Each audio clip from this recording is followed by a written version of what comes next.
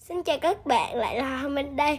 Đây là trái cây hôm qua mình hái ở vườn đó. Hôm nay mình sẽ ăn măng cụt và chôm chôm nha. Đó, mình ăn măng cụt này rất là ngon. Nó chua chua, nó ngọt ngọt lắm nha các bạn. Mình ăn một miếng này. Chua chua nhưng mà ngon lắm các bạn. Đó, mình đang tìm miếng nào ngon để mình ăn.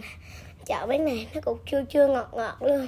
Rất là ngon, mình ăn một hồi đó mình ăn thêm một miếng nữa để đó nó chua chua ngọt ngọt. Còn đây là mình ăn chôm chôm nha, nó giòn giòn và nó ngọt ngọt lắm đó các bạn. Mình ăn thấy ngon lắm đó.